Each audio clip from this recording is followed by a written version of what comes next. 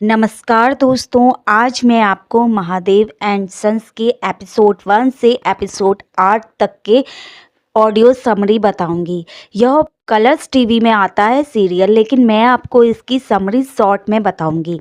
इसमें शुरुआत एक लड़की से होती है, विद्या, और एक महादेव बहुत ज़ोर से चिल्लाते हुए आता है साइकिल में बैठकर कि दीदी भानु जीजी, भानु जीजी, भानु जीजी। इतनी ज़ोर से चिल्लाता है कि वो दौड़ते दौड़ते वाजपेयी ईंट भट्टा के पास पहुंच जाता है। वहाँ पर उसको एक लड़की दिखती है जिसका नाम होता है भानु वाजपेयी, और वो बताता है कि विद्या स्कूल में है और उसको टीचर ने भेजा नहीं। भानु दीदी पूछती है कि क्यों नहीं भेजा, मेरी बहन को रोकने की हिम्मत कैसे हो गई मास्टर जी की। और वो स्कूल जाती है कार में बैठकर, तो वह मास्टर जी को धमकी देती है कि तुम्हारी हिम्मत कैसी हुई मेरी बहन को पनिशमेंट देने की। यह कहानी विद्या, भानु और महादेव की है। दो बहनें, विद्या भानु और महादेव उनके घर का नौकर। तो वो टीचर को ऐसा बोल कर कि आपको इस शहर में रहना है तो तरीके से रहे, मेरी बहन पे काज के बाद होमवर्क या फिर किसी तरीके की सज़ा नहीं मिलनी चाहिए। यह बोलकर वो अपनी बहन को लेकर आती है, क्योंकि वह अपनी बहन से बहुत ज़्यादा प्यार करती है। घर आकर वो अपनी बहन के साथ खेलती है और उसको चोट पे मरहम लगाती है जो टीचर ने उसे मारा था। यहाँ पर दो बहनों का घोंघोर प्यार दिखाया गया है। विद्या की दीदी भानु विद्या को इतना अच्छा मानती है कि वह सुबह उठती है तो सबसे पहले अपनी बहन विद्या का चेहरा देखती है। उन दोनों बहनों के बीच बहुत ज़्यादा प्रेम होता है। दोनों बहनें साथ स्कूल जाती हैं, साथ खेलती है और साथ में ही खाना खाती हैं और खेलती, पढ़ती, सोती, जागती, सब कुछ साथ में है। और भानु विद्या से बहुत ज़्यादा प्यार करती है। भानु का जन्मदिन होता है तो वो सबसे पहले विद्या का चेहरा देखती है। कहानी 10 साल बाद की दिखाते हैं। 10 साल बाद दिखाते हैं मंदिर में दोनों बहनें साथ होती हैं। दोनों बहनों का प्यार बहुत ज़्यादा अटूट होता है।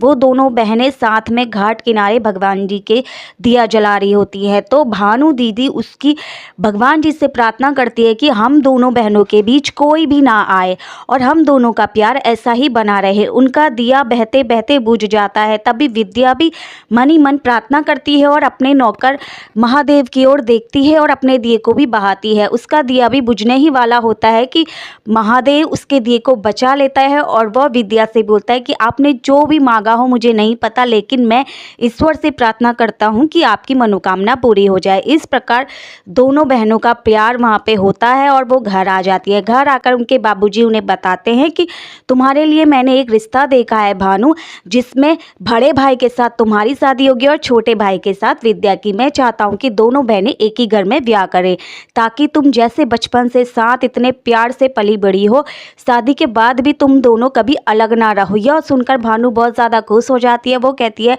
मुझे रिश्ता ये मंजूर है, क्योंकि मैं इससे अच्छा रिश्ता कोई हो ही नहीं सकता जहाँ विद्या मेरे साथ हो। अब हम दोनों बहनें साथ रहेंगे। यह सुनकर विद्या बहुत ज़्यादा घबरा जाती है और जल्दीबाजी में वो महादेव को देखती है और वो अचानक से बड़ा अजीब सा डिसीज़न ले लेती है।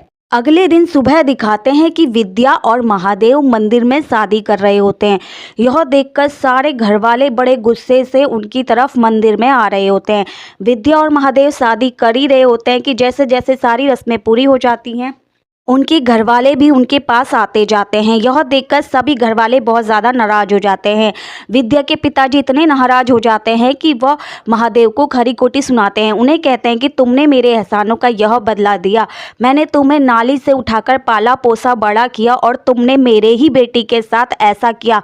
हमारी सारे हरदोई में बेइज्जती कर दी। मैं अपनी बेटी को बहुत ज़्यादा अच्छे घर में शादी करना चाहता था, लेकिन तुमने ये क्या किया। यह सुनकर वह महादेव को गोली मारने वाले होते हैं। तभी विद्या सामने आ जाती है और वह कहती है कि महादेव को गोली मारने से पहले आपको मुझे मारना होगा।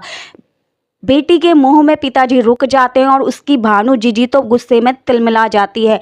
भानु जीजी जो सपने देख रही थी कि विद्या मेरे साथ ही रहेगी और बहुत ऐसो आराम से शानो शौकत से अपनी ज़िंदगी गुजारेगी, उसने यह कभी नहीं सोचा था कि उसकी छोटी बहन विद्या, जिसे वो इतना प्यार करती है, वो एक मामूली से अनाथ नौकर के साथ ब्याह कर लेगी, वो भी अपनी मर्जी से। भानु जीजी का गुस्सा तो पूरे आसमान पर रहता है और वह बहुत ज़्यादा गुस्से में देखकर उसकी ओर महादेव की ओर देखकर बहुत ज़्यादा तिलमिला जाती है। भानु जी महादेव की ओर देखती है और बोलती है कि तुम्हारी हिम्मत कैसे हो गई मेरी बहन से शादी करने की। लेकिन विद्या बोलती है कि इसमें इनकी कोई गलती नहीं है, इसमें मैं भी इनके साथ हूँ। लेकिन भानु जी विद्या से बहुत ज़्यादा नाराज़ हो जाती है और वह उससे कहती है कि आज इसने हमारा भरोसा तोड़ा है। बचपन से लेकर आज तक मैंने विद्या से इतना प्यार किया और इसने मेरे साथ ऐसा किया मैंने सोचा भी नहीं था। लेकिन विद्या तो महादेव के प्यार में है और उसे तो कुछ सूझ ही नहीं रहा है महादेव के सिवा। उसे अपनी बहन का प्यार भी फीका लग रहा है। अभी यहाँ पर वो महादेव के आगे खड़ी रहती है ताकि महादेव को कोई कुछ कर ना पाए। महादेव और विद्या इस हरदोई शहर को छोड़कर बाहर जा रहे होते हैं क्योंकि उन्हें पता चलता है कि उनके घर वाले बहुत ज़्यादा नाराज है और भानु दीदी का गुस्सा तो सर पर चढ़ा हुआ है। भानु जी का स्वभाव एक गुंडे स्वभाव सा था कि वो बहुत ज़्यादा गुस्से में किसी भी हद तक जा सकती थी। इस डर से वो लोग हरदोई शहर छोड़कर जा ही रहे होते हैं कि वो विद्या की आंखों में अपने घर वालों के प्रति प्रेम देखकर महादेव रुक जाता है और वह कहता है कि हम कहीं नहीं जाएंगे, हम तुम्हारे ही घर के पास रहेंगे, हमने कोई चोरी नहीं की, हमने तो प्यार किया है। यह सुन देखकर उनके प्यार की बहुत ज़्यादा अच्छी कहानी दिखाई जाती है कि वह किस तरह एक दूसरे से बहुत ज़्यादा प्रेम करते हैं। उनके पास कुछ भी नहीं है, खाने को रहने को बहुत सुख सुविधाएं बिल्कुल अभाव है, लेकिन विद्या किस तरह महादेव के प्यार में खुद को ढाल रही है और उनके साथ एक रात गुजार रही है जिसमें वो बहुत कठिनाई से रात को बिताती है। उस रात पर भानु के घर पे उसको लड़के वाले देखने आते हैं और लड़के वाले भानु से बातचीत करते हैं और उन्हें बताते हैं कि उनकी किस तरह हरदोई शहर में उनका नाम खराब होने के बावजूद भी वे भानु से रिश्ता करने को तैयार है। यह सुनकर भानु बहुत ज़्यादा गुस्से में तिलमिला जाती है और वह लड़के को भगा देती है और वह कहती है कि तुम्हारी हिम्मत कैसे हो गई मेरे साथ ऐसी बात करने की, और वो बहुत ज़्यादा गुस्से में लड़के को अपमान करके भगा देती है। लड़के वाले तिलमिला के बाहर जा ही रहे होते हैं कि तभी महादेव आता है और वो उन लड़के वालों को समझाता है कि तुम भानु जी से शादी कर लो क्योंकि भानु जी दिल की बुरी नहीं है। यह सुनकर लड़के वाले बड़ा एटीट्यूड सा दिखाते हैं और जाने को तैयार होते हैं और वो बहुत उल्टा सुल्टा कहते हैं। तभी महादेव गुस्से में उनसे कहता है कि अगर आपने इस घर के बारे में एक भी शब्द कहा तो मैं कुछ भी कर दूंगा और मैं ये देखूंगा कि नहीं कि तुम कौन हो। महादेव के मुंह से यह सब सुनकर विद्या के पिताजी बड़े से आंखों में आंसू आ जाते हैं और वह महादेव को अपना लेते हैं और वो महादेव से कहते हैं कि विद्या ने तुम्हारे अंदर जो भी खूबियां देखी हो, लेकिन मुझे आज पूरा यकीन है कि विद्या ने कोई गलती नहीं की। इसी तरह विद्या और महादेव को उनके पिताजी अपना लेते हैं और वह घर जाकर देखते हैं कि भानु जी बहुत ज़्यादा गुस्सा होती है और वो प्रतिज्ञा लेती है कि जब तक मैं महादेव को बर्बाद नहीं कर लूँगी तब तक मैं अपना घर नहीं बसाऊंगी, क्योंकि उसे बहुत ज़्यादा गुस्सा आ जाता है कि विद्या को किस तरह से महादेव ने उनसे अलग कर दिया। तो उसकी प्रतिज्ञा सुनकर उसके पिताजी बहुत ज़्यादा उदास से हो जाते हैं और वो सोचते हैं कि अपनी वाइफ से बोलते हैं कि मुझे तो नहीं लगता कि इसका गुस्सा इतनी जल्दी ठंडा होगा, लेकिन तुम मुझसे वादा करो कि इन सारे परिवार को तुम एक करके रहोगी। यह कहते ही वो अपनी प्राण त्याग देते हैं और इस तरह उनका अंत हो जाता है। जब घर में हलचल सी हो जाती है कि उनके पिताजी की मृत्यु हो गई है तो भानु जी का गुस्सा तो मानो सर पे चढ़ जाता है और वह अपने पिताजी की मृत्यु का जिम्मेदार विद्या को ठहराती है। दूसरे दिन जब विद्या अपने पिताजी को देखने आती है तो वह अंतिम दर्शन नहीं करने देते। गुस्से में उसका भाई यश भी आता है, तो इस तरह जैसे ही वो अपनी बहन को धक्का देता है रोकने के लिए तो महादेव आगे आ जाता है और वह बड़ी जोर से चिल्लाता है। महादेव का स्वभाव बहुत ज़्यादा गुस्सैल दिखाया गया है। वो इतनी जोर से चिल्लाता है कि अगर विद्या के ऊपर आँच भी आई तो मुझसे बुरा कोई नहीं होगा, और वह विद्या को पकड़कर अपने पिताजी के अंतिम दर्शन करवाता है। इस तरह वहाँ पे हंगामा सा हो जाता है और भानु जी भी बड़ा गुस्सा होती है कि तुम्हारी हिम्मत कैसे हो गई मेरे पिताजी के सामने आने की इतना सब कुछ करके, और वह भानु जी के सामने प्रतिज्ञा लेता है कि मैं कहीं नहीं जाने वाला, मैं इसी शहर में रहूंगा और इसी शानो शौकत से विद्या का पालन करूंगा और विद्या को बड़े शानो शौकत से रखूंगा, और विद्या की तरफ किसी ने आंख उठाकर भी देखा तो उसके आंख फोड़ दूंगा और हाथ उठाने की कोशिश करी तो उसके हाथ तोड़ दूंगा।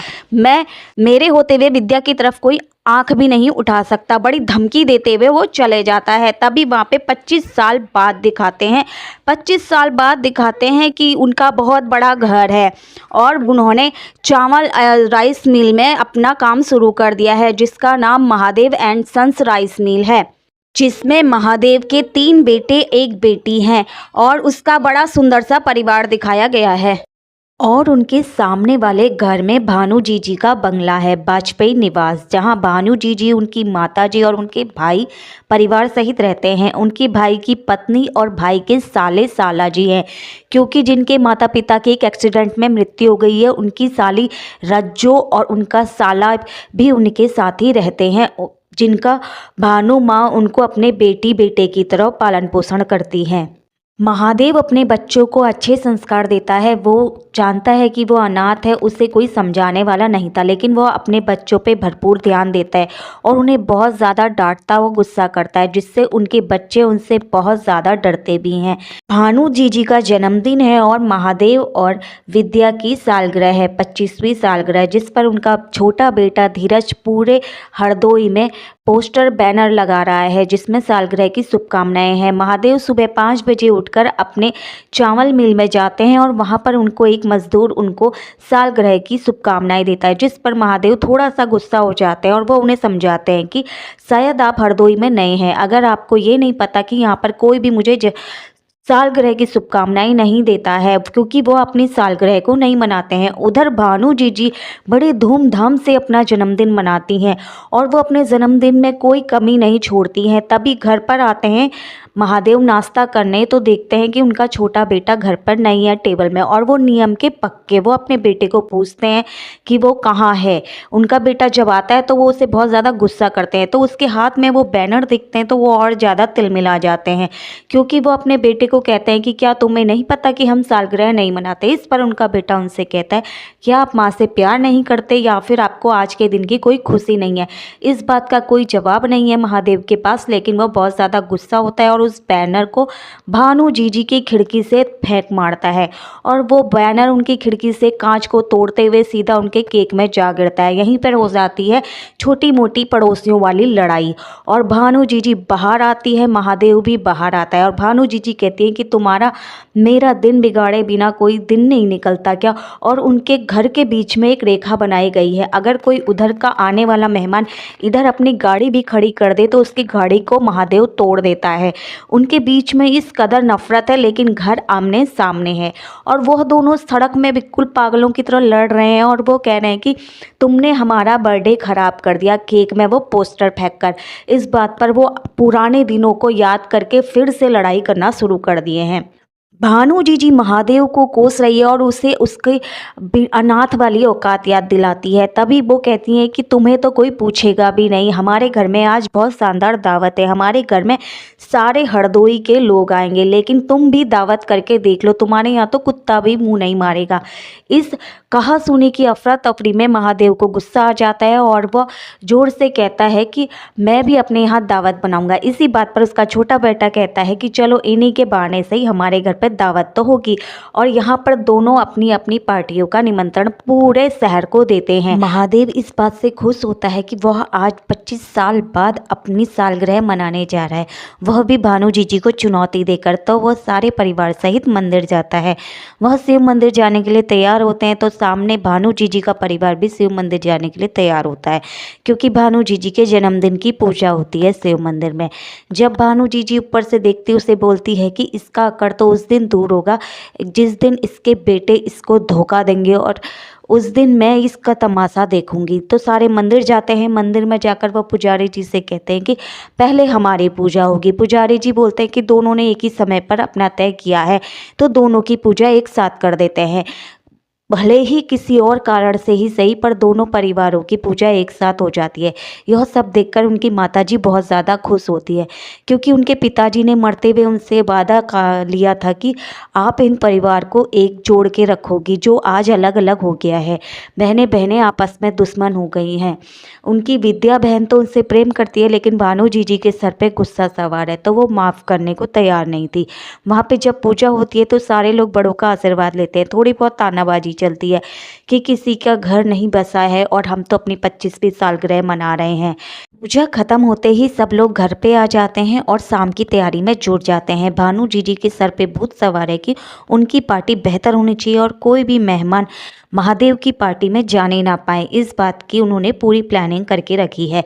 इनमें से मेहमान पहले भानु जी के घर आते हैं तो वो कहते हैं हमें उनके यहाँ भी जाना है, महादेव जी के यहाँ भी जाना है, लेकिन वो ऐसे वो करती है कि कोई भी उनके यहाँ से जा ना पाए। रज्जो जो बहुत ज़्यादा चालाक होती है और वो एक गिफ्ट का प्रोग्राम बनाती है, सबको गिफ्टों में उलझा देती है और गेमिंग चालू कर देती है, जिससे उन्हें पार्टी में देर हो जाए और वो महादेव की पार्टी में जा ना पाए। वहाँ महादेव ने बहुत अच्छे अरेंजमेंट कर रखे हैं, मंदिर में पूरी और प्रसाद बना रखा है। वो चाहता है कि सबको मंदिर में ही वो अपनी सालगिरह की पार्टी दे, लेकिन वहाँ पे कोई जा ही नहीं पाता क्योंकि सारे के सारे भानु जी की बर्थडे की पार्टी में व्यस्त होते हैं और वो बाहर जाना चाहते हैं लेकिन जा नहीं पाते क्योंकि वो लोग वहाँ पे गिफ्ट के ऑफ़र देते हैं, तो सब लोग वहीं पे लेडीज़ें रुकी रहती हैं और जेंट्स के लिए शराब और कबाब का इंतज़ाम होता है, जिससे वो नशे में धुत हो जाते हैं और वह सोचते भानु जी की आलीशान पार्टी में डांसर्स भी आती हैं और वो अपना डांस दिखाती हैं। डांस बहुत बेहतरीन करती हैं, जिसमें सारे आदमी डांसर्स के साथ डांस करने में मस्त हो जाते हैं। डांसर्स अपना डांस करती रहती हैं और सारे मेहमान उनके साथ एंजॉय करते हैं। लेडीज़ें अपने गिफ्ट की गेमिंग में शुरू रहती हैं और वह गेमिंग जीतते जीतते उन्हें पता ही नहीं चलता कि कब रात हो गई और महादेव वहाँ राह देखते रह जाता है। जब महादेव देखता है कि उसकी पार्टी में कोई नहीं आया तो वो निराश होकर घर को आता है। सारे मेहमानों को ऐसी हालत में देखकर महादेव को उनकी चाल समझ में आ जाती है कि किस हद तक भानु जी गिर चुकी हैं। लेकिन महादेव का सारा खाना बच जाता है और वो उनसे बोलते हैं कि खाने को रख दो, देखेंगे क्या करेंगे। सारे लोग उदास बैठे होते हैं, तभी उन पे कोई भिखारी आता है और वह उनसे खाने को कुछ मांगता है और वो लोग बहुत खुश हो जाते हैं और उन्हें भोजन कराते हैं। तभी बहुत सारे भूखे कर्मचारी जिन्हें खाना भी नसीब नहीं हुआ था, जो भूख के मारे व्याकुल थे, वे सारे आकर महादेव के दर पे आ जाते हैं और महादेव भानु जी की ओर देखकर बोलता है कि ये है मेरा परिवार जिनका कोई वारिस नहीं है, जो मेरे यहाँ आए हैं। आपके यहाँ तो बड़े बड़े लोग आए थे जो सिर्फ और सिर्फ मतलब के लिए आए थे। भानु जी एटीट्यूड से मुंह चढ़ाती है और अंदर को चली जाती है। अगले दिन सुबह महादेव अपने चावल मिल में जाता है और वहाँ पर उसके दो बेटे उसके कारोबार में हाथ बटाते हैं। उसके बीच वाले बेटे का कहीं चक्कर चल रहा होता है, जिसका बार बार फ़ोन आता है उसकी गर्लफ्रेंड का। महादेव उस फ़ोन को देखता है लेकिन वह उसे इधर उधर भटका देता है। महादेव जब किसी काम से, बैंक के काम से जाता है तो वह उसकी तिजोरी से पैसे निकाल लेता है। यह सब देखते हुए धीरज देख लेता है क्योंकि धीरज भी अपने पापा से कॉलेज की फ़ीस मांगने आया था, लेकिन उसके पापा उसे कहते हैं कि पहले तुम यहाँ मेहनत करो तब मैं तुम्हें पैसे दूंगा, ताकि तुम्हें पता होनी चाहिए कि पैसे किस तरह कमाए जाते हैं और पैसों की क्या अहमियत होती है। पैसों की अहमियत बताने के लिए महादेव अपने ही बच्चों से मजदूरों की तरह काम कराता था, ताकि उन्हें पता चल सके कि पैसे को कैसे बचाया जाता है। जब वो वहाँ काम करता है तो वो देखता है कि उसका भाई तिजोरी से पैसे निकाल रहा था, तो वो अपने भाई से कहता है कि तुम ये पैसे क्यों निकाल रहे हो। वो उसे बातों में उलझा के चला जाता है और वह उन पैसों से अपनी गर्लफ्रेंड को गिफ्ट दे देता है। जी हाँ, महादेव के बीच वाले बेटे का चक्कर चल रहा था बाहर किसी गर्लफ्रेंड से। और कहानी यहीं नहीं रुकती, वहाँ उसके बड़े बेटे का भी, जो ऑफिस में काम करता है, उसके ऑफिस वाली मैडम के साथ अफेयर था। अफेयर ना कहो तो क्रश थी और वह दोनों आपस में एक दूसरे को बहुत ज़्यादा पसंद करते थे, साथ काम करते थे, तो एक दूसरे से अच्छी बोलचाल भी थी। लेकिन महादेव को इस बारे में नहीं पता था कि उसके दोनों बेटे किसी से प्यार करते हैं। लेकिन दोनों गर्लफ्रेंड्स उनसे कहती कि तुम अपने मम्मी पापा से बात करो ताकि हमारे घर आकर शादी की बातचीत चल सके। हमारे बहुत जल्दी रिश्ते आ रहे हैं, हम ज़्यादा वेट नहीं कर सकते। लेकिन सोचने वाली बात यह कि क्या वो महादेव को यानी अपने पिताजी को अपनी गर्लफ्रेंड्स के बारे में बताएंगे। लेकिन हाँ, धीरज ही है अभी जिसका कोई अफेयर नहीं चल रहा है। लेकिन महादेव अपने सबसे छोटे बेटे धीरज को बहुत गुस्सा करता है क्योंकि वह चंचल नटखट सा है। बाकी सब तो पकड़ में नहीं आते, लेकिन हर बात का ब्लेम धीरज पर ही आ जाता है। जब घर आकर महादेव पैसों का हिसाब लगाता है तो वो देखता है कि 4,000 रुपये कम है, तो वो सीधा धीरज पर इल्ज़ाम लगाता है क्योंकि वह देखता है कि धीरज ही वहाँ पे ट्यूशन अपने कॉलेज की फ़ीस के लिए आया था और वो धीरज को बहुत ज़्यादा गुस्सा करता है। इस बात पर धीरज कुछ नहीं बोलता क्योंकि उसे पता था कि उसके भाई ने ही वो पैसे निकाले हैं। लेकिन फिर भी धीरज चुप रहता है अपने भाइयों की खातिर और वो अपने अंदर जाकर भाइयों को गुस्सा करता है कि तुम्हारी वजह से मुझे डांट पड़ी। लेकिन उसकी माँ को सब पता चल जाता है। उसकी माँ अपने बीच वाले बेटे के केतन से पूछती भी है कि तुमने पैसे क्यों लिए और अगर पैसे लिए हैं तो धीरज पे नाम क्यों पड़ा। लेकिन वह बात को इधर उधर टाल देता है और अपनी माँ को बोलता है कि मेरे दोस्त का जन्मदिन था जिसके लिए मुझे गिफ्ट देना था और मुझे पैसों की ज़रूरत थी। वह अपनी माँ को भी नहीं बताता कि उन्हें उस पैसों से अपनी गर्लफ्रेंड को गिफ्ट दिया है और इसी तरह वह अपनी बातों को इधर उधर घुमा देता है। अगले दिन रज्जो जो भानु जीजी के साले की बेटी है और वो उसे अपनी बेटी समान ही मानती है और रज्जो भानु जीजी को अपनी माँ।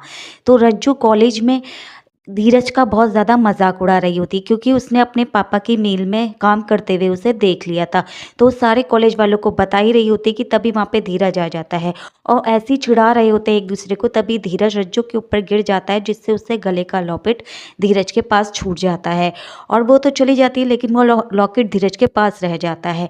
जब वो कमरे में जाती है अपनी फ्रेंड से मिलने तो उसका फ्रेंड उसके साथ फ्लर्ट करता है और उसे किस मांगता है और उसके साथ फिजिकल होने की बात करता है। लेकिन रज्जो उसे बोलती है कि मैं फिजिकल नहीं होना चाहती हूँ। इस बात पर दोनों पे कहासुनी चल रही होती है। वह रज्जो के लिए एक ग्रीटिंग कार्ड लाया होता है। वही टपोरी टाइप हरकत कर रहे होते हैं जो निब्बा निब्बी वाले लोग करते हैं। वह उसे पटाने की कोशिश करता है और उससे किस मांग रहा होता है। उसी कमरे में और कोई नहीं होता, रज्जो और उसका दोस्त होता है। तभी वहाँ पर वह उसे लॉकेट देने धीरज भी आ जाता है। वह देखता है कि वह उसको टपोरी के साथ है और उन दोनों को वह देख लेता है। दोनों अजीब सा मुंह बनाते हैं। टपोरी तो वहाँ से चला जाता है लेकिन धीरज वहीं रहता है। इसी बीच धीरज और रज्जो वहाँ पे रहते हैं। रज्जो से धीरज बोलता है कि यह लड़का तुम्हारे लिए ठीक नहीं है, मेरा काम तो तुम्हें बताना है लेकिन तुम मेरी बात मानोगी तो इस लड़के के चक्कर पे मत पड़ो। इस बात को वो ऐसे ही मुंह चढ़ाकर कहती है। तभी वहाँ पे रज्जो का भाई उन दोनों को देख लेता है और वह धीरज को पास गुस्सा करता है और उससे कहता है कि मेरी बहन के पास तू क्या कर रहा है, मेरी बहन से दूर रहना। और वह देखता है कि उसके पास वह ग्रीटिंग कार्ड रखा होता है और वह सोचता है कि यह ग्रीटिंग कार्ड उसके फ्रेंड ने बल्कि धीरज ने उसे दिया है और वह घर जाता है और भानु जीजी को सारी बातें बता देता है। बस यहीं से सारा खेल खराब हो जाता है। भानु जीजी का गुस्सा सारा आंखों पर हो जाता है। जो वो 25 साल से महादेव के घर के कदम तक नहीं रखा था वो महादेव के घर पे गुस्से में तिलमिलाती भी जाती है। भानु जीजी बड़ी जोर से तिलमिलाकर महादेव महादेव करके ऐसे उसके घर के अंदर एंटर होती है मानो उसने कोई डकैती कर रही हो। महादेव बड़ी हैरानी से बाहर आता है और यह देखकर विद्या तो बहुत ज़्यादा खुश हो जाती है कि 25 सालों बाद उसकी भानु जीजी उसके घर के अंदर आई है। और वो विद्या के उसके लिए गुड़ और पानी लेकर आती है और बोलती है कि जीजी आप इतने टाइम बाद मेरे घर आए हो तो घर आए मेहमान को हम सत्कार करना हमारा संस्कारों में होता है। और वह उन्हें गुड़ और पानी देती है लेकिन वहाँ पे भानु जीजी के सर पे तो गुस्सा इतना सवार होता है कि वह उसके गुड़ और पानी को फेंक देती है और बोलती है कि तुम्हारी हिम्मत कैसे हो गई महादेव, तुम्हारे लौंडे ने मेरी बेटी को छेड़ा है, यानी कि रज्जो को उसके बेटे धीरज ने छेड़ा है। और वह उसको कार्ड दिखाती है और बोलती है कि ये वो कार्ड है जो तुम्हारे बेटे ने मेरी बेटी को दिया है। तुमने जो 25 साल पहले किया सो किया लेकिन अब तुम्हारा बेटा ये सब करेगा तो मुझसे बर्दाश्त नहीं होगा और मैं इसको बर्दाश्त नहीं करूँगी। इससे पहले कि तुम अपने बेटे को संभाल लो। यह देखकर महादेव भी गुस्से में तलमला जाता है और वह अपने बेटे धीरज पे जोर से तमाचा जड़ देता है और वो उसे बहुत जोर जोर से चांटे पे चांटे मारने लग जाता है। वहाँ पे धीरज का गाल लाल हो जाता है, आंखों से आंसू बहने लगते हैं। यह सब देखकर रज्जो बड़ी हैरानी से देख रही होती लेकिन चेहरे पे थोड़ी सी उदासी होती है और कुछ भी नहीं बोलती। यहाँ पर उस महादेव पहले तो मना करता है और रज्जो से पूछता है क्या यह सच है। यहाँ पे रज्जो हामी भर देती है, यानी रज्जो झूठ बोल देती है। चांटे पे चांटे तो उसे पड़ी रहे हैं। रज्जो यह चुपचाप देख रही है कि उसे झूठे मूठे चांटे पड़ रहे हैं और यह देखकर महादेव बोलता है कि यह सब कैसे हो सकता है, मुझे तुमसे यह उम्मीद नहीं थी। धीरज बहुत सफाई देता है लेकिन महादेव उसकी एक नहीं सुनता और वह अपनी बेटी को लेकर चली जाती है और उसे धमकी देकर जाती है कि अगर ये दोबारा ऐसा करेगा तो मुझसे बुरा कोई नहीं होगा। महादेव भी अपने बेटे को कमरे में बंद करके बेल्टों से सूता सूत मारता रहता है और बाहर कोई भी उसे रोक नहीं पाता। उसकी माँ भी नहीं रोक पाती क्योंकि महादेव बहुत ज़्यादा गुस्से में है कि यह सब क्या हो गया है। भानु जीजी बोलती है कि तुमने भी तो कोई पहले पहल की होगी तभी उसकी हिम्मत हुई, उसकी हिम्मत कैसे हो गई। इस बात पे भी वो सफ़ेद झूठ बोली जाती है कि मैंने ऐसे कुछ नहीं किया, उसने ही मुझे छेड़ा है। और वह उसे आगाह करती है कि अगर तुम उससे कुछ भी प्यार व्यार लड़ाने की कोशिश करोगी तो मुझसे बुरा कोई नहीं होगा और तुम मुझे धोखा नहीं दोगी। वहाँ पर महादेव गुस्से में तिलमिलाया हुआ है। धीरज बोल रहा है कि मैंने ऐसा नहीं किया लेकिन महादेव को उसकी बातों पर यकीन नहीं हुआ। फिर महादेव उससे वादा लेता है कि तुम मुझसे उससे वादा करो कि तुम किसी भी अपने पसंद की लड़की से शादी नहीं करोगी, तुम उसी से शादी करोगी जो मेरे पसंद की होगी। यहाँ पर धीरज महादेव से वादा कर देता है। और अब ये देखना ये होगा कि अगर सच में रज्जो और धीरज की लव एंगल शुरू होगा तो वो कैसे एक दूसरे को मना पाएंगे, क्योंकि उनके दोनों परिवारों के बीच इतनी बड़ी दुश्मनी है। और महादेव से वादा भी किया है कि वो अपनी पसंद की लड़की से शादी नहीं करेगा, और महादेव भी जानता है कि वह उसके वादे को नहीं तोड़ेगा। यहाँ पर वो दोनों बच्चों से, अपने दोनों बेटों से भी वादा ले लेता है कि तुम दोनों भी वादा करो कि तुम किसी भी अपने पसंद की लड़की से शादी नहीं करोगे, तो मेरे तीनों बेटे उसी से शादी करेंगे जिससे मैं चाहता हूँ। यह वादा ले लेता है। यहाँ पर दोनों बेटे थोड़ा सा हिचकिचाते हैं, जिनकी गर्लफ्रेंड है ऑलरेडी, जिनके बारे में वो बताना चाहता था अपने पिताजी को लेकिन बता नहीं पा रहा था, लेकिन वो महादेव से वादा ले लेते हैं। इससे आगे क्या होगा ये हम आपको अगले एपिसोड में बताएंगे। इसके लिए आपको हमारी वीडियो को लाइक करना होगा, हमारी चैनल को सब्सक्राइब करना होगा, ताकि हम अगले एपिसोड की कहानी को ऑडियो समरी में बदलकर आपके सामने लेकर आते रहें।